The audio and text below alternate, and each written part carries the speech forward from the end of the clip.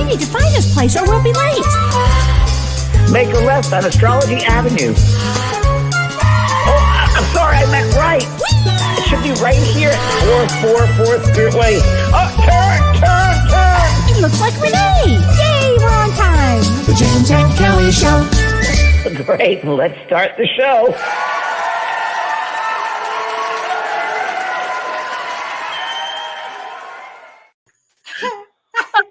Love that. Show. Hi, James. Hi, Kelly. And people don't realize that's true. That opening is true. It's an experience that Kelly and I had. And Kelly That's drives great. just like That's that, it. and I get directions just like that. Exactly. And I say, wee, constantly. How are you doing? Wasn't Friday night something? Friday night demonstration was one of the most favorite ones I've had in so long. Thanks for helping out. It was so I great. loved every moment of it. So clear. I was just talking to Michael Mayo, who's our guest a couple of weeks ago, about that demonstration, and he said, "Boy, it really teaches you, even a medium working as many years as I have. You just got to jump in. You have to be very vulnerable and surrender, and just see what happens." And Yeah. the doll with no head, that was a pretty good Oh headless my doll. gosh. That was I thought it was great. the opening of our demonstration. We did. No, it was great. You did so many, you helped so many people that night. It was just a fabulous night. Wow. And you look great, Kelly. You look Thank wonderful. you. I love your pink. Looks I'm in great. pink, and I was actually going to wear your colors tonight, but it turned Like out gold and blue. I was Yes, in a you pink did. mood. There you Wow. go. Good. I And we have conditional such work. a great guest on tonight, everybody. But if it's okay with you, James, I'd like to do a couple minutes of astrology. Please. Okay. So And today's February the 7th or 8th? today's February 7th. 7th. And as of today, all the planets are direct now. Yay. So that means there's lots of energy that's going to just flow through. So this is really the time to start up on those projects and get them done, because the energy is there to complete things and to get moving and go forward. And something really important, on February 11th, Mercury conjuncts Pluto. So what does that mean? It means that Mercury is going to be next to Pluto, and it's the third time in about a month, and it's the final time in a month. But what that means is Mercury gives us the ability to communicate and to comprehend, and Pluto gives us the ability for transformation. So on February 11th, when this really mystical experience happens on February 11th, that's on Friday. You have to watch your words, because words are powerful, and your words on this day are going to have a lot of power. And because both Pluto and Mercury are in Capricorn, it's going to give you that energy to shift your power and to restructure your life. And it really does bring on such a deep spiritual place for you to be, that I was thinking, James, I know that you are doing the spiritual life coach, and if somebody were to want to go into it, to spiritual life coaching, it's the perfect timing for that. And this happens to be on February 11th, because it really is going to allow the soul to learn everything you can about mysticism, occultism, astrology, psychology, and that those Capricorn aspects make you have the ability to make it manifest, to do it. And responsibility, integrity. And let me ask you a question, Kelly. If something, let's say, was wrong, someone was wronged, and they got it, even if it's a legal thing or whatever it might be, an argument, and Friday you need to write a letter or say, is it a good day to right the wrongs? Excellent. I might send some emails on Friday. There you go. It's funny you would say that. It'd be a great thing for that, because your words are going to have power. It's a power shift that day. It's really important for us going forward in February. So, wow, thanks, Kelly. That was great. You're very welcome. So we have such a guest tonight, and I thought I would read her a little bit about our give guest. us our background. Okay, so our guest is Jeralyn Glass, and she's an internationally acclaimed singer. She's a crystal alchemy sound healer, inspirational speaker, musician, and teacher, and she blends a classical career with meditation and transformational high vibration sound. She's performed on Broadway and on the opera and on the concert stages of the world. And she's worked with everyone from Maria Shriver and Marianne Williamson to Greg Braden and Joe Dispenza and Anita Morjani. And how she started this path in 2015 when she lost her only son, Dylan, which we're going to talk about tonight, and she made her way through the darkness and through sound healing and through music. So I'd love to. And she also founded Crystal Cadence, which is a place for sound healing and transformational voice, and home of the Los Angeles Crystal Tones Singing Bowl. This is going to be an amazing. So please welcome Jeralyn Glass. Hi, Jeralyn. Hi, Jeralyn. Welcome. Hi, welcome, welcome. I'm so glad you could join us tonight. Thank you so much. You both make me just smile. Well, I think it's such a great story. Your background is so phenomenal. And when I first met you, I said we were talking about working together and working on our event that we have coming up. And I said, it's going to be with James Van Praagh. And you said to me, well, I know James. I said, you do? How do you know him? So please tell the story, because Please tell how we know each other. Yes. It's a great, it's unbelievable. In this lifetime, yes. So I was privileged to be a guest speaker at the Compassionate Friends, which is an organization that helps bereaved parents and families, and at their national conference in 2017. And one of the ladies said, I'd like to gift you with a reading with someone who's so dear and so special to me. And it was you. Wow. So that's how we met. We didn't see each other face to face, but you sure helped me with your words. And you told me that I'd be writing some music. And I did indeed do that, James. Wow. So and your son came through, Dylan, yes? Oh, yeah. Big. Yeah. So he came through and said, you're going to get in your, because Kelly mentioned this, that you're going to go on your soul's path. I'm helping you on your path. And that often happens. Also, Jeralyn, that happens a lot, where many times I worked a lot with Compassionate Friends over the years. And so many times I've been told that souls, the children in this case, many times will go to force the parent to get on their spiritual path. And it happened with Marie Levine. I mean, it happened with her. She's a prime example, but it happens quite often. That's the way of getting on our path. And boy, you really should honor yourself for taking hold and really doing it. So good for you. So explain to everybody what you do, please. What are the things you do? Because you're like a magician over there. So I just think sometimes I'm this funny lady. What the heck am I doing? I've been on the opera stages of the world and all kinds of things. And now I'm playing crystal bowls. And, that happened because on the night that Dylan died, I walked down to the ocean where I live here in Southern Cal. And I saw a huge shooting star. And I've never seen a shooting star in the city. It's too bright here in Los Angeles. And it was like, whoosh, and I could hear his voice, Mom, it's like we always talked about. I made it. I'm home. I'm with God. And it was like, whoa, you're in shock about the passing of your child, but to hear this vibration, that was the beginning of all of it. And it just began to unfold from there with him communicating with me. And so, as you said, like with Compassionate Friends, you come to realize it's not instantaneous, because grief is a process for all of us. Yes. But you come to realize that there is a bigger picture. There is a soul contract. And I told you, I tease, I just say to him, son, I don't remember signing that contract that you were going to go first. And if I did, in any case, when I see you again, we're going to have a talk about it. It's very human of you, sweetheart. Very human of you. Yes. So. And you had a musical background, and he came through you in thoughts or in dreams, or how did he come through and communicate? I started my career quite young on Broadway. So I did My Fair Lady with Rex Harrison. I was the youngest in the cast, and I played Rex Harrison's upstairs maid. And then I did Jesus Christ Superstar and Showboat, and I loved theater. I'd always been singing. From the time I was 11, I started taking singing lessons. So music. Were you on Broadway at 78 to 70? Later. It was later. Later, okay. Yeah. And I always knew I was going to sing. I always knew that music was, music is that language that vibrates our hearts. It connects us, and I got to live in Europe and obviously sing in countries and places where I didn't speak the language. And you don't need to. Music is that connector. It's vibration. And so, later after he passed, and he was communicating with me very strongly from the first night. And I noticed that when I was deep in grief, I couldn't feel him, because the grief was so heavy. It was so heavy. I couldn't find him. But when I would be able to open somewhat and receive him, he was right there. Uh-huh. So, I'd love to show you if you want to see. Yes, please Oh, share. please. So, Renee, if you don't mind, would you please show the first? This was one of the first images that happened.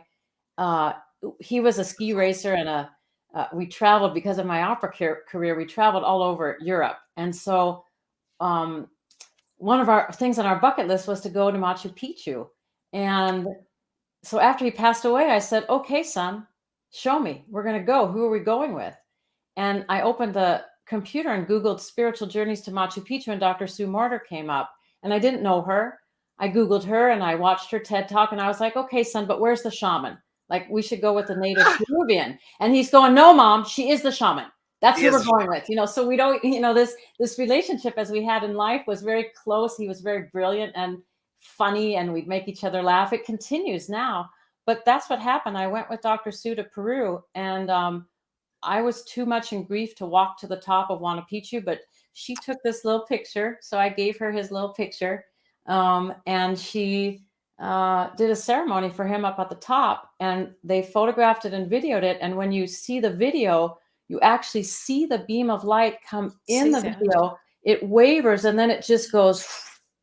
Wow. And they shot that picture. And when they showed me that, she was crying when they came down the mountain. And that changed everything for me. It really made me understand what quantum science tells us, that we are energy. We're energy that's compressed in human form, and we're actually made of sound, vibration, and light. And there it is, Wow. And well, that started this whole thing, and there's been so much communication from him through sound vibration. So as you asked me, like, another thing that happened, Renee, if you want to share the Jeralyn, let me ask you a question. Was he into music when he was in the physical? Yeah.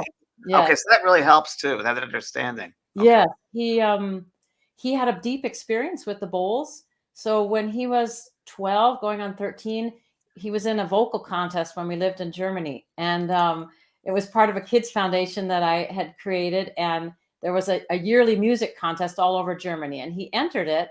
And he made it to the semifinals. And the week before his semifinals, he goes, Mom, my voice is changing. And I had never helped a boy through his voice change at that point. I was a professor of singing, but and so I asked colleagues, and they were like, "Yeah, if you work carefully and you do these things, it could work."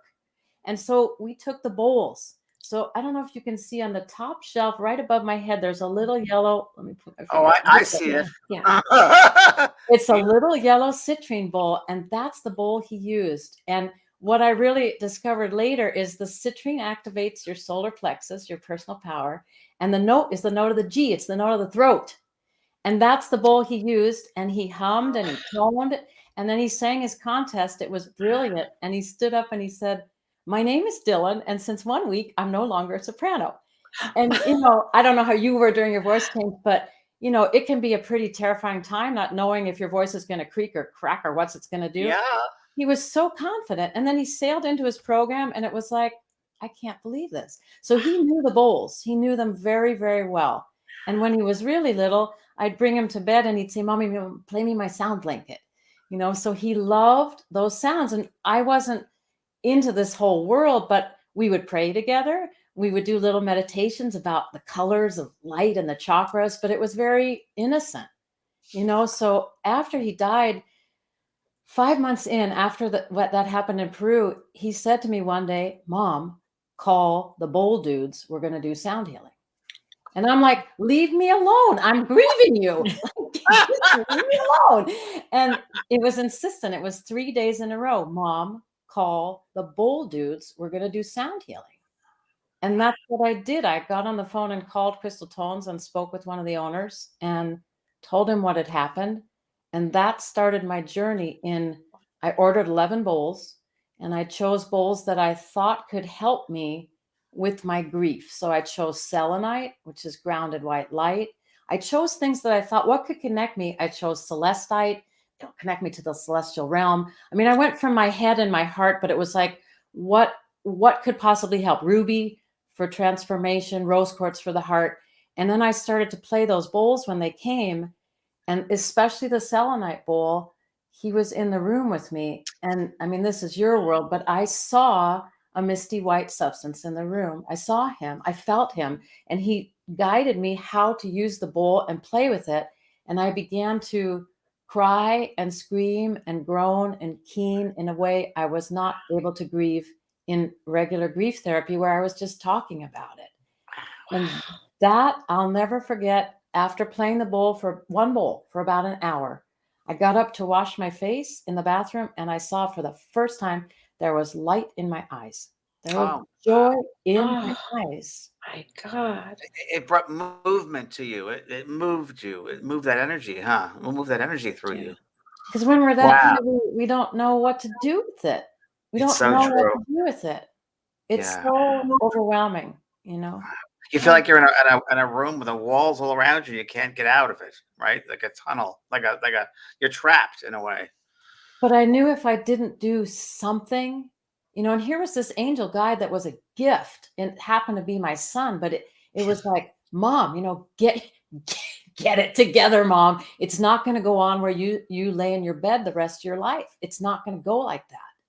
You know, and do you help other parents in grief or other grieving people? Do you go out and talk and make talks and do healing work with them with your bowls? And cancer patients. It started with cancer patients just because I had a connection to the cancer support community. So it's a organization where they help cancer patients and their families with natural things and support groups. And I offered to do sound healing with crystal bowls, and I'd never done it before. So I wrote myself a script. I just thought, if I don't get out of my bed, I'll never get out of my bed. I mean, it was that bad. It is, you know, and that's how it started. And the cancer patients loved it. And what I noticed was that the sound became love. The sound vibration was the vibration of love. And whether they were grieving a life that wasn't going to be anymore, or family member or a partner, whoever it was in relation to the cancer, we were the same. You know, it was the same feeling of, what do I do with something that feels so big and there's no words for it? And yet you hear this sound and you go, wow, it takes you in those places where you can't go yourself. The sound is music, and the music is heavenly. It's exquisite. I remember asking Anita Morjani when she heard the bowls, you know, I asked her, is this the kind of sound you heard when you had your near-death experience? Are these the sounds you hear? And she said, it's very close. They sound like angels.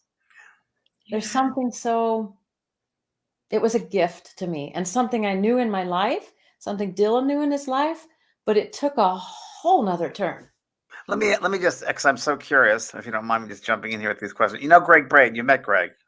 I played for Greg a number of times. Love Greg. Greg's a soul brother. Greg is such a soul brother. I love Greg. I just think, I think I told you this earlier, but you know, how many people go through life and they don't live their soul's truth? They don't live what their soul came back for, because whether they're fear-based or they don't want to jump in. And I honor you for doing that, because you not only were you in grief, but you're going down a road which you really didn't know much about, but you were just totally guided with faith. And, you know, good on you for doing that. But that takes a lot of courage. You passed the test, you know? There was one moment, because I had an 8-page script, okay? And I would turn the pages, and it's like, oh, Jeralyn, I'm glad their eyes are closed, you know? But it was like, if you don't do something, you're going to keel over and die. And finally, I got to a point where I said, throw the script away. Right. Who cares? Yeah. Who cares? Just open your heart and just share your music. That's the thing. And then that's what I meant. There was love in the space, and it has stayed. That's the expression of music. And that's what feels.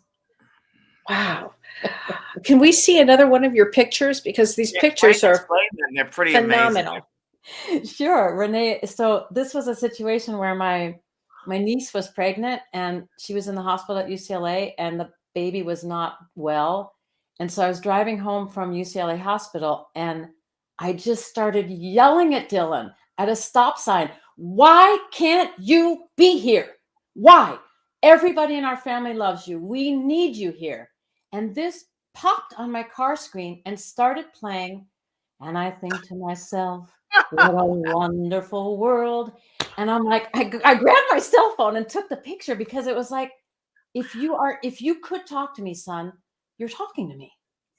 You're talking to me. And then I read it back home, favorite, unknown artist, unknown album, source, and then the numbers, the sacred 9, the double sevens. It was just like, okay, I get it. I get it. I'm not going to yell at you anymore. I get it. And I love it says source. I love that source, right? Wow. So But, Jeralyn, you're also very open. You're so open too. I mean, thank God you're so open to this creative energy and all of that. You're ready to receive it. Yeah. But James, do we have a choice? So I recognize there was one moment where I stood in his room and I banged on my chest until I turned myself black and blue. And I thought, I'm going to go in the kitchen and get a knife and it's just going to be over. And then God be praised, I called my mother and I said, Mom, I'm losing it. And she said, if you take your life, I'll kill you first. And it sobered me so much in that moment. It was just like, okay, Mom, I get it. I get it. I get it. I can't go that way. You can't become a victim of what life gives you. And you've got to find the way to understand there is a bigger purpose, mightier than us. And maybe in this little body, we don't see it. But if we can somehow open and let that light in, then you go, oh my gosh, there is a divine plan. Yes. And, of course you wish your child or your partner or, when you lose someone, of course you wish you could spend, a lifetime with them. But as you said about Marie, it's not always your soul's contract. It's not your fate. Right. It's very, very true. And the darkest moments, the hardest ones are the ones sometimes are the most profound, and that light comes through. And I was writing this last week in a blog that, the hardest to crack a little to let the light out. Heard that. And I definitely know it was a contract with you and your son. There's that soul group that, we don't know until we pass over, maybe another lifetime. You left early and he'd learned what that was like to lose somebody and so forth. And, we grow together. We don't grow separately. We all grow as one group. We grow, soul growth for all of us. And I just know that you're to be really honored for following through with your soul's work, Yeah. Because that experience has opened up so many for even just the people that are watching right now. Your story with Dylan and Dylan's work is still so profound, and your work is so profound. Children too, Kelly. Parents of children. There was that moment where really just feeling like you got to open to that. You've got to be able to sit in the grief.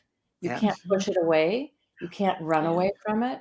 But sound became the medium that, like that first time I used the selenite bowl, it created a sacred space. And suddenly I was safe to breathe and feel the grief that I wasn't able to before. And then suddenly it was holding me. And the sound was like what he said as a child, Mommy, bring me to bed with my sound blanket. That sound became my blanket. And I'd love to show you what this other photo. Yeah. These photos are unbelievable, everybody.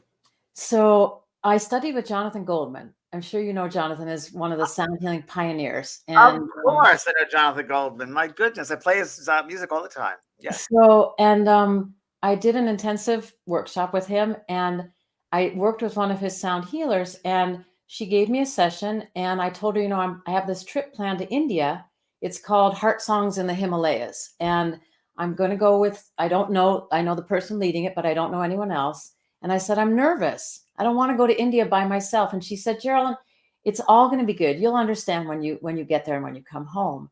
And so, Renee, if you'll show the rainbow picture, this blew me away. So you see in the top right, I'm going in this little plane from Delhi to Ladakh to Leh up in the Himalayas. And we see this rounded rainbow and everybody's taking pictures of it. There was actually a group from Thailand that were on a photo safari. And then it moves closer to the plane and I'm snapping it. And I get off the plane and I look and I see his little face. It's like the face of a child, but he's got his sunglasses on like a big Yes. in the center of that rainbow. And I can't speak. It's just like, I can't believe it. And when I get back and I send the sound therapist from Jonathan's group, the picture, she said, Jeralyn, he was present during the sound healing. And he said to me, I'm going to give my mom an unmistakable sign. I would say so. Wow. They look like there are other beings like around that rainbow. There looks like other faces there. a man with a mustache and glasses and an ear, and how much of it is clouds, but I see images too. I mean, that's pretty amazing. I mean, what did you think of that? It's just mind blowing. How long ago spirit was works. this? How long ago was this? This was 2016. Wow, wowee, wow. So about a year after he passed. This was a year after he passed. And the road on grief for everybody, it's different. And I would say that it took me really a good 3 or 4 years to not have that horrible, horrible ache. So when that picture was taken, I was in the throes of it. Like I was still deep in processing, like, why my son? Why this? Why? And so whenever those signs would come and they were profound, it just was like a balsam, and then to be able to use the music and the crystal bowls with that it was a balsam. Like, Mom, you're on the right path, and you got to know this is unfolding your magnificence, my magnificence, and love is eternal. It doesn't stop when we die. It just doesn't. And yeah, what were you gonna say? I was just say that. I'm sorry, Kelly. Go ahead. No, you go ahead. I'm just thinking I should say this. I mean, and I've said it 3 times, my third time today, because I think for me, people often ask me, "Oh, you've done so many years. Are you over it? Are you?" And I'm like, no, because it's the intelligence of that spirit world, that what they do behind the scenes, the strings that they pull, that we humans have no idea, but just that manifestation of that. How he comes through, and then he comes through you. Just what goes into all that is just incredible. That it puts you in awe. It's awe-inspiring. And that you were so open to receiving, and that's what made the difference here when you opened up. Because when you're in such grief, it's really hard to feel and see things. We were really close. I mean, I remember when I was carrying him, I was doing a series of the Ninth of Beethoven, so the Ode to Freude. The Ode to Joy, and there was 9 concerts in a row, and I was very pregnant, but I felt strong and healthy all over. It was all over Europe, and then he came early, and I was like, "Okay, Mom," And then when he was a little boy and the baby, when he'd start crying, I'd put on that da da dee da dee da da da da da da da da da da. I'd put that music on. Silence. Silence. He'd be, crying, silence. And it was like, oh my goodness. Like, I don't know, these things they're so interesting to me, how music really is that language that goes beyond our thinking mind, how music has the ability to still our thoughts. And you really can allow yourself to drop into a place that becomes a place of healing. And I think for all of us, the language of the angels, isn't it? Music is language of the angels, they say, and those higher realms. I think also, Jeralyn, that, which I think you've already done this, or you're already in tune there, that if you want to go to higher realms with your sounds, you're open to going, gosh, anywhere. So it's amazing. Did you notice if any of your sound with your bowls, has it changed along your path here? Great question. Yes. And what became so, because first, as a classical musician, it's like, okay, as I started to dive deeper, does citrine really work on your solar plexus? Does rose quartz really work on your heart? Like, come on, is this stuff a little bit woo-woo? But what I came to discover was the bowls played differently every single time. And it depends what's going on inside of you. So when I was playing that selenite bowl, it sounded like nails on a chalkboard when I was processing the grief at the beginning. And it was just sort of like, ah. And then I recognized it's reflecting, it's amplifying what's inside of me that I can't get out. Oh my gosh.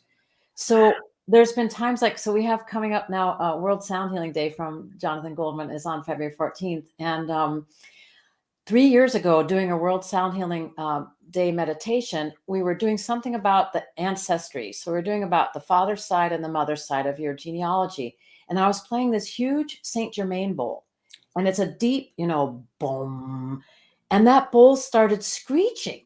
It had such a high overtone on it. And I recognized, at first it startled me, but I recognized it's going in and it's helping to dislodge stuff that's happening for people in the father's lineage, whatever that was. So I just kept playing it. And it was like, oh my God, this deep, low bowl is screeching. Okay, I trust. And you learn when you connect, I think, to the world of sound and the world of what I call the ineffable, that, as you both know so well, you have to trust. Yeah. You just have to trust. Yeah. And thank you for sharing. I'm going to just turn the volume down right now because we have other things to do that are spirit and soul and not just that. Yeah. I have a couple questions. What's your birthday? Are you Scorpio? No. Sagittarius. Oh, my favorite sign, Sag. Very good. Very good. December, Sag, or November? December 7th. Okay, yeah, my favorite sign. And a question I have for you, which might sound weird, but are there, because we know chakras have certain vibrations and frequencies, are there certain notes that are your favorite notes? Great question. Whatever that means, what, like the harmonics of a certain note, have they stayed the same? Like, I don't even know what the heart chord is, or So you'll hear when I play, because I grew up in music, and music is really my language, and that was Dylan's language too. He played the piano and he sang. When we use certain intervals, so when we use the interval of twinkle, twinkle, when we use the perfect fifth, that's a very consonant stabilizing interval. So like when I'm working with the cancer patients or people in grief, I'll especially use that interval, which is a distance between two notes in music. And that creates this stability where suddenly you go, your mind is still, you drop into feeling, who am I? What's my soul? What is this? But the mind is quiet, and certain notes will give you a consonant feeling or a stable feeling. I'll always tease and say, oh, that's my favorite. And then, the next time I play another set, that's my favorite, because they all do something different. And I mean, because we're fluctuating too, right? We're always fluctuating, and what your needs are different times. Okay. I mean, I know some people say like, you have one note that's yours. And Right. like when I would sing, there'd be certain notes that I like those better, but I have to say now, I don't feel that. I feel open to when I'm playing really high notes, they're above the body and they're connecting me to the celestial realm. When I'm playing really low notes, they're deeply grounding, or they're even below the feet. And so they're anchoring us to the earth. When I'm playing middle octave notes, it's centering in your body. So you feel, But for me, the important thing is that it's harmonic, that it sounds well together, because in that creates safety. And then the safety is that, I can let go. And then, people will tell me so many different things. Like, I'm just thinking of one time, one woman, I was playing a lepidolite bowl, and lepidolite is a natural form of lithium. So it's a very, I've never heard of it before. You've never heard of lepidolite? No, ma'am. It's a purpley color, It's for balance. Yeah, I just came from the Gem Show in Tucson. You think I would have heard of it? Which is a mind blower in itself, right? But no, there were stones I've never heard before, so that was one of them. I've never heard of that. Lepidolite is really, so like, if someone has a mental imbalance, or they're just feeling unstable or depressed or bipolar or anything like that. Lithium, which is a medication. Right. It's a natural form. And so if we think about the quartz is pure quartz, and then whatever is added to it, the alchemies that are infused at 3,500 degrees or 4,000 degrees, they get amplified, and you receive that energy. So I was playing a big one, and I had like 20 bowls. And after the sound bath, one of the girls came to me and she was crying, and she said, "What's that bowl?" She pointed to the lepidolite. And I told her it's, for mental balance. And she just said to me, and she just said, "This is the first time in over a year that I've been able to feel anything." She said, "My sister was murdered, and I could not," she just said, that bowl of all the 20 bowls, she picked that bowl out. She picked that vibration out. And she said, it held me. It comforted me in a way that I have not felt in over a year. Wow. It was just amazing. So, yeah. Wow. We never can say, I mean, we have a thing like, I'll say, okay, a bowl prescription, but it's not really that, because you might find on one day lepidolite is it for you, and on another day smoky quartz feels really good. Or you might find that the note of the heart is really great, but maybe the root is the note that is really resonating with you. I mean, did you know we're so multifaceted, multidimensional beings that to pin it to one thing, I think if it's taught me anything, it's taught me to be present.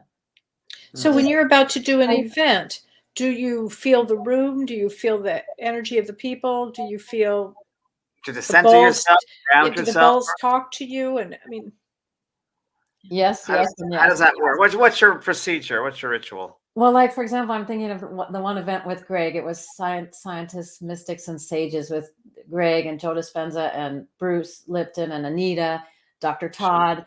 So it was a incredibly powerful, and there was 1,200 people in the room, and I had brought 2 sets with me, so big sets. You know, there was probably altogether over 30 bowls. But then when you feel the room, you feel okay.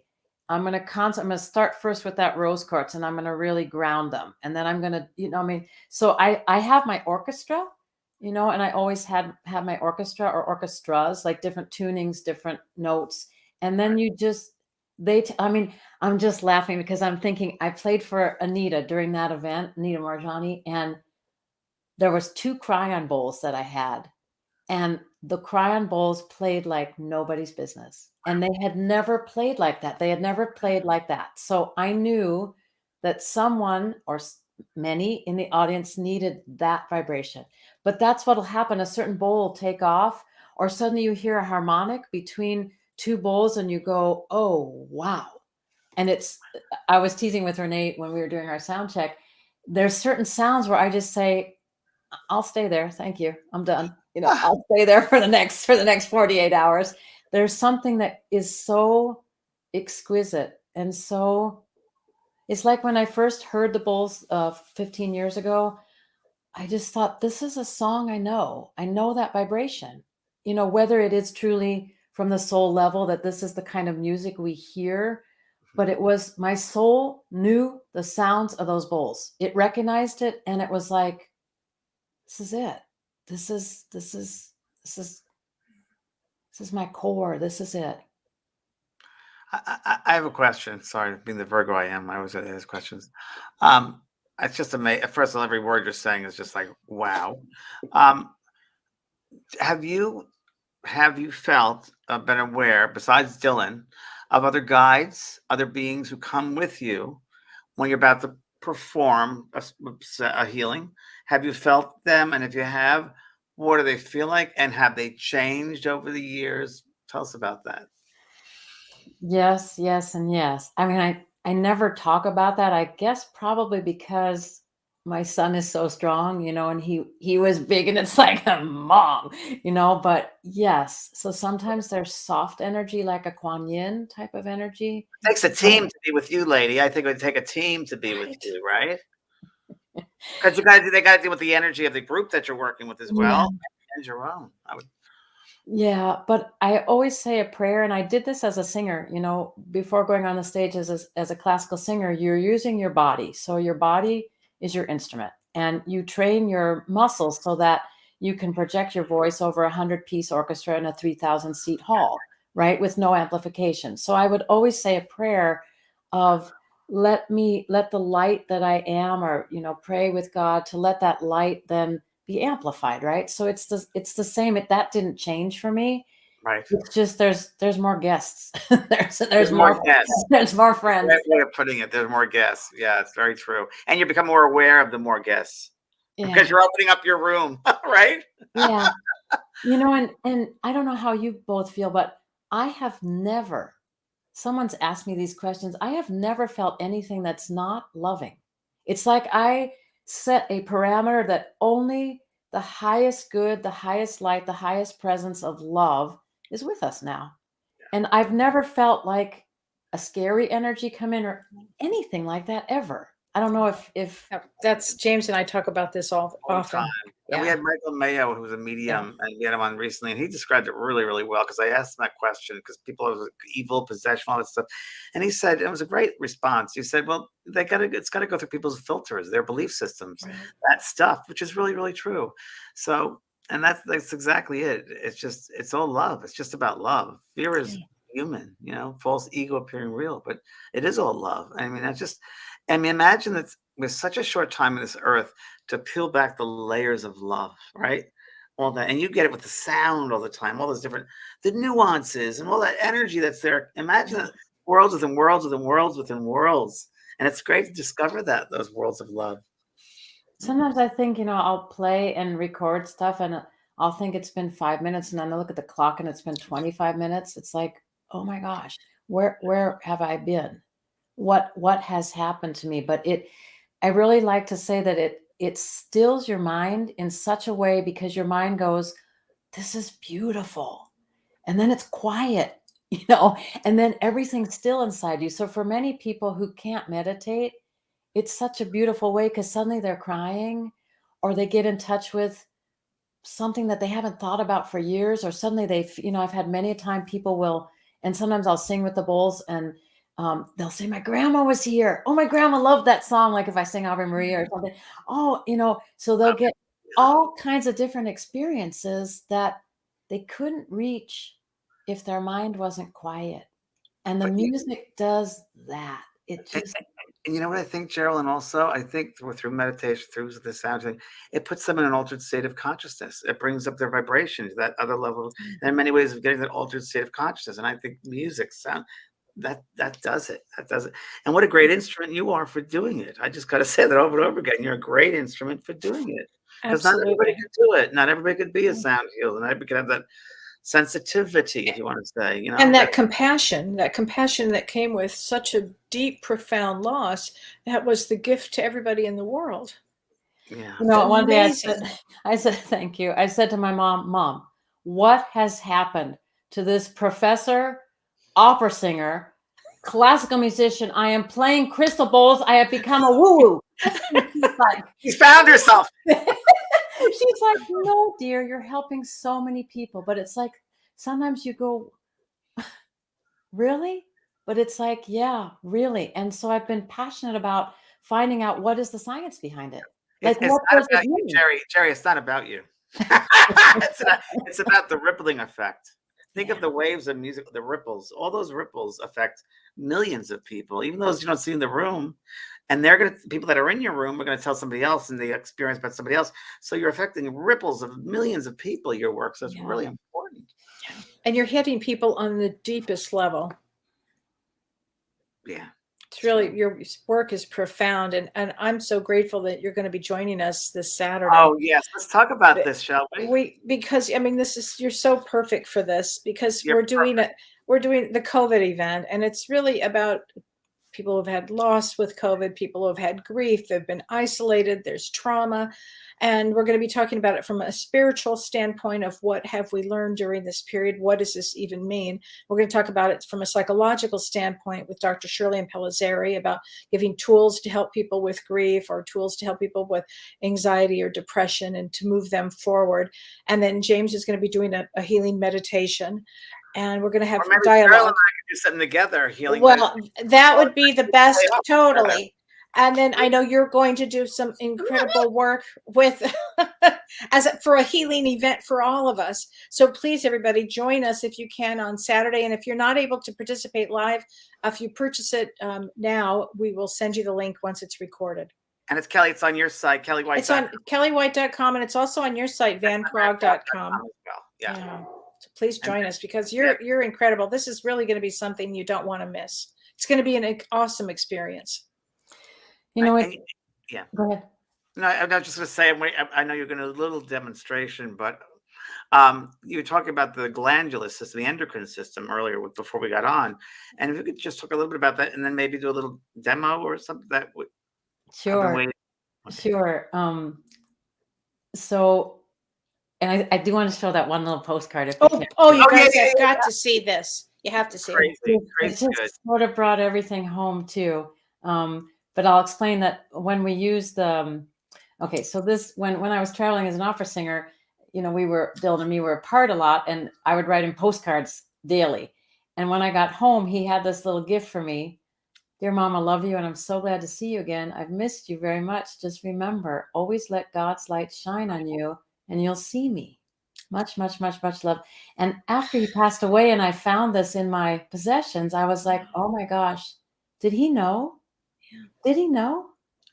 Some level of him he knew. Absolutely. Remember, always let God's light shine on you, and you'll see me. Was that soul contract between the two of you? Yeah. And then the rainbow showed up after this. Just saying. Yeah, it did. And so what I like to teach, part of the science behind the sound is when we use the white notes on the piano, technically those correspond to your chakra system. Okay. And when we use the 5 black notes on the piano, that creates what we call pentatonic scale. And those correspond starting with the sexual organs, with your adrenals, pancreas, with your thymus, your thyroid, parathyroid, and your pineal pituitary, just to, give it a quick one over. But the notes that you're going to hear on the table are those black notes. And I've arranged them in different octaves. So you'll hear deep ones, you'll hear centering ones. So the deep ones will be very grounding, centering, and then you'll hear ones that are very accelerating, that really take you into that celestial realm. And I think it's important when we're working with healing, to be able to say, okay, I'm grounded, I'm stable, I feel at home within myself, I'm centered, and I'm also open to all possibilities, because that's what we are. We're all possibilities, right? Yeah. And if the sound can kind of hold us in that container, that space, then everyone goes on a very unique and personal alchemy journey, And Jeralyn, the best way to receive this is to close our eyes and just let things be. Is that how? Yeah, I mean, it's to sit in a comfortable place and close your eyes. And I love to invite you to breathe like deep in your belly, so that when you slow down your breath, you begin to help slow down your thinking mind. So I will go to my I'm gonna turn my camera off. So close your eyes, and you're gonna hear these alchemies. So this one in the center is what we call a Zestulite. And a Zestulite is a beautiful stone that really connects us to our higher self, to the I am presence. So that's kind of at the center of the set. And then there's Moldavite, which is star bridge. There's Yagna, which is clearing karmic debris. There's tourmaline, black tourmaline, which is protection. So there's joy in this laughing Buddha. But you're going to hear a very profound binaural beat. And James, you said that, earlier, that binaural beat is helping to balance the right and left brain. It's very, very powerful. So I'll invite you to close your eyes and slow your breath down, take some deep breaths, and away we go.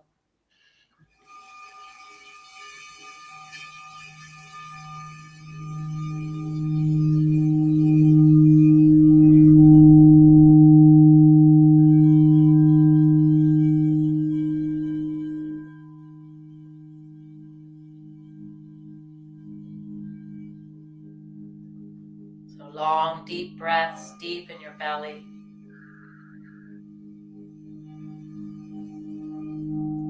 And I invite each of you to set an intention. Set an intention for healing.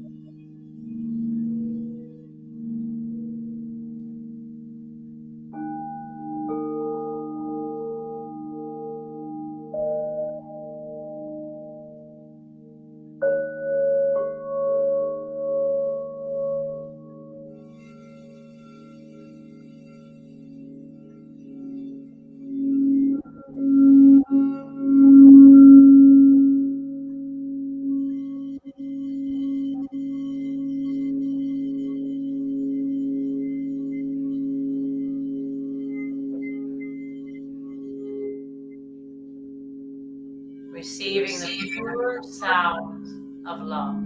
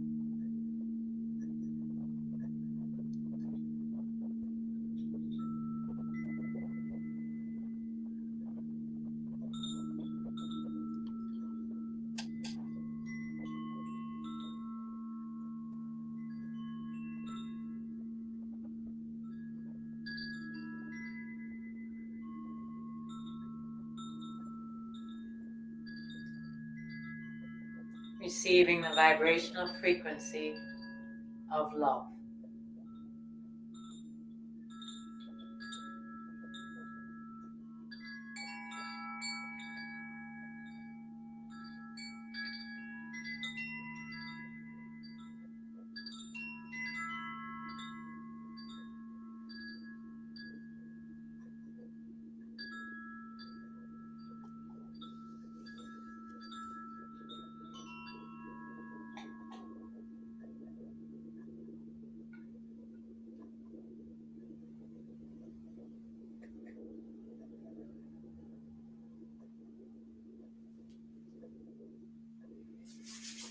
And gently rubbing your hands together to generate heat.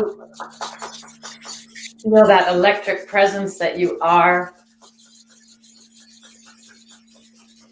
And then gently stroke your scalp. Tenderly caress your cheeks. And just begin to tap. That you feel yourself back present in your body. Take a good stretch, and that was a mini sound bath. Wow. That was amazing. That was amazing, Jeralyn. Wow. How'd you do, James? Did you feel that everywhere? Well, you can't describe it. Fractals of light. I don't know. I was trying to think of words, but the words don't even do it justice. Like fractals of light. I felt energy, like temperature changes, heat and cold, and rings around me. And I saw colors I've never seen before. Wisps of colors I'd never seen. I couldn't describe it as purples or green. Wisps of colors I'd never seen. I just got to say thank you for that and everything. It's the whole world, isn't it? Worlds and worlds and worlds. So like the big bowl, that's a low D sharp, which means it's deeply grounding. So for example, what we're going through now with the COVID, it's deeply grounding the adrenals, pancreas, where we would experience fight or flight, where we would have rushes of cortisol, right? And that alchemy of that bowl is the divine feng shui. So it's got 6 alchemies in it. So it's all about balance and harmony in the home, in the environment, in the body, in the spirit, in the mind, So, and then it's deeply grounding us at that D sharp. So, and I was curious that you said colors, because imagining when you have that perfect balance in the home, then there's so much possibility to see. I don't know. I just was connecting the two things of being able to be totally centered and grounded and balanced and safe. And then suddenly you have the ability to go into the beyond and see perhaps what you haven't seen. When I first started opening up, developing as a medium, one of the first images and visions I remember is opening up like almost like a forest, like that, like looking like that. Just it's exactly what you're describing. It's like that expansion. Yeah. Anita, I felt spirit around everywhere. Spirit. Anita says, wow, that was more healing than I've had in the last 10 minutes than in the last 8 months. So thank you very much. Some people saw flowers blooming. Lizette said she felt a powerful vibration in the palm of her hands up to her spine. Mm-hmm. That's chakra 11, the electric body. Where all the nadis are in the hands and the feet. So that's wonderful. Activation. I had pulsations in my face and heart, warmth through my body. Wow. You have obviously CDs, obviously, right? Mm-hmm. Okay. I will become your newest fan. Right, I know. You live in Southern California, right? You live in Orange County, or where do you live? In LA? South of the airport, south of LAX. So I'll be there tomorrow. I know. Yeah, it's amazing, sweetheart. And thank you for being the instrument to bring that light to this dense place. Really. Of course, you have to get badge to go through that. I mean, you have to be. Come on. Yeah, because you have to be able to have the freedom, and you have to be able to actually make the leap, and you did it. And the travel. Worldly wisdom to this experiences. Wow. And everybody, if you'd like more of this event, Saturday, Jeralyn, join us on Saturday with James and me and Dr. Shirley and Jeralyn, and it's going to be quite a weekend on Saturday. So please come and join us. And thank you, Jeralyn, for everything. I so appreciate it. Hang on, we'll talk to you after the show. Don't go away. Yeah. Thanks, Renee. Thanks, everyone. Thanks, everybody. See you next week, everybody.